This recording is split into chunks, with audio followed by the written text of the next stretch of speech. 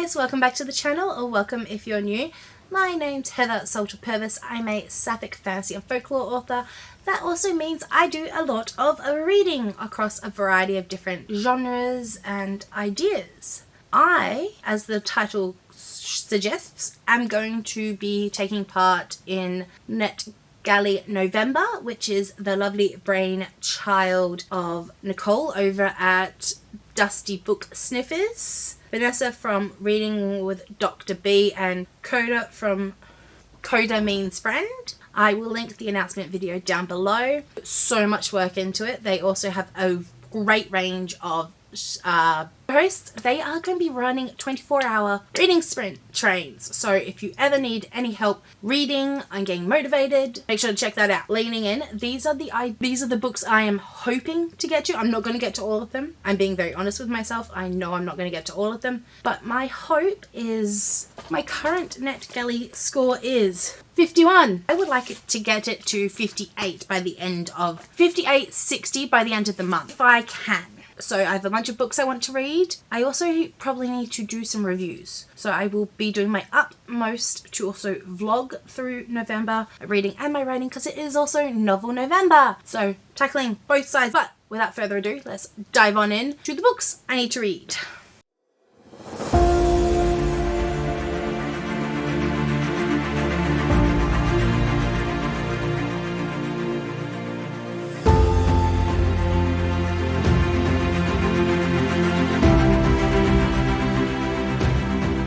So these aren't in any particular order. I haven't decided if I want to do the game board that's available, dice bingo, or the prompt spinning wheel. I'm not sure. Or if I'm just going to put them in a wheel and spin it. I think there's like 9 on this list in NetGalley on their own, and I'm aiming hopefully to get to at least 5 of them. I do have other books that I need to read outside of this. Some that have already been archived, so they've been released and they are like, I am so behind because I got locked out of my NetGalley and then got put back in, or I just disappeared off it for a while when I was slumping and dealing with a whole bunch of other stuff. So we've got Selfless by Avia, which is the first book in a series, I think, which was published all the way back in 2022. So it is really old, so I'm probably going to try and prioritize getting that one ticked off. So a world where self-expression is banned, a world where survival is everything, and a girl who will be heard. So it looks like it is a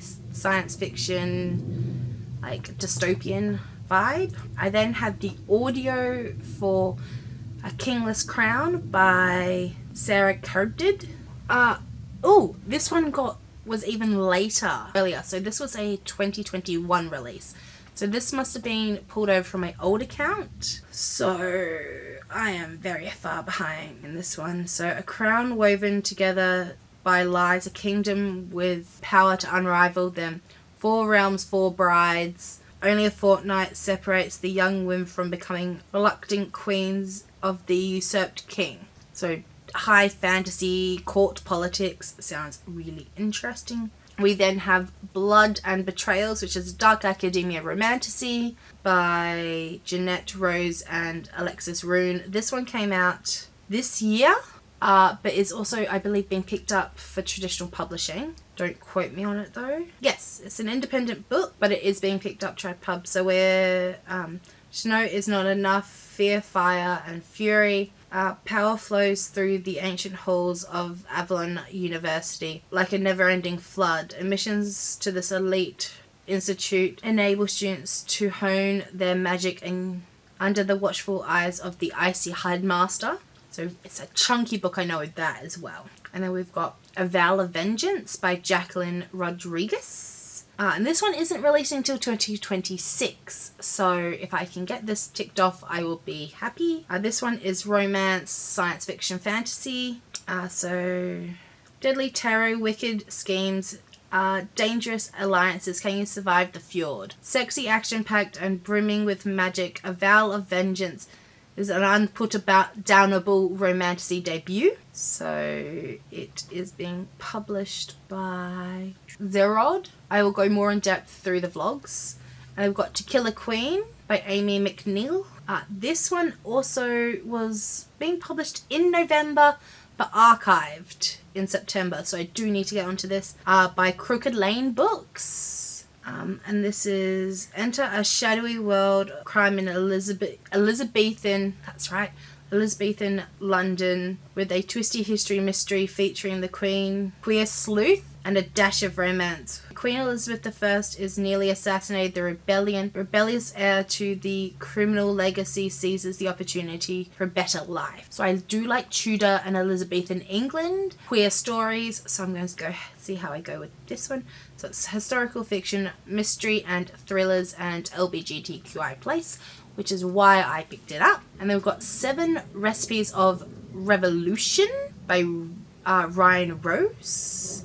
This is also being published this month, and this is science fiction fantasy. So it's so Bear meets Attack on Titan. So Project is a common butcher carving slabs of meat from the gigantic monsters, so elite chefs can prepare magic grading meals for the rich. So that sounds interesting, and that's by Daphne Press and Titan Books. And then we have A Rather Vengeful Accord, and that is young adult and fantasy. So enroll in this rivals to enemies dark academia fantasy for necromancers and gladiatorial combat against eldritch abominations. That's right, I liked the idea of this being cosmic horror, dark academia, perfect for fans of Gideon the Ninth and A Deadly Education.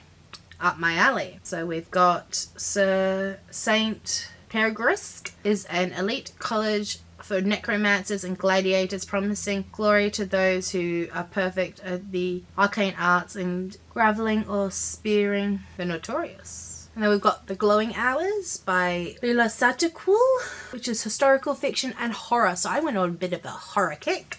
So we've got strange how one can find they are in an interruption of another person's story. So summer of 1816, London is a hostile place for the nearly disembarked Britain who then have a bedtime story. So the tales from the underworld. This is erotica, adult fiction, and literary fiction. I think this is one of these like spotlight books I just picked up because it looked interesting, and it was marketed as Beauty Meets the Beast, so Beauty and the Beast and Mafia. Nice short one that I can get through. Nope, not short. A tragedy, a love story, and traumatize. And fairy tales weren't always about finding true love with Prince Charming. Once upon a time there were dark stories and innocence lost through seeking, veiled attempts to make sense of the life's unfathomable. Quite interesting. And then I have the Lavender Blade as an audiobook. So it's what happened, a queer speculative fiction novel where what happens when a con artist exorcists become possessed for real. A pair of con artist demon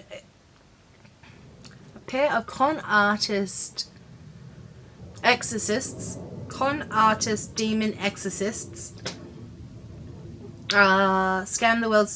the nation's wealthiest. One of them is possessed for real.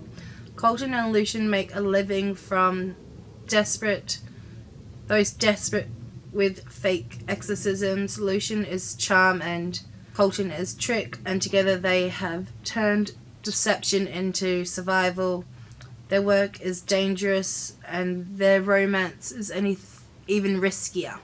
So really looking forward to that one too. Might dive into that first. So they are all the NetGalley books I am hoping to get to in the month, but I'm not sure where I'll be.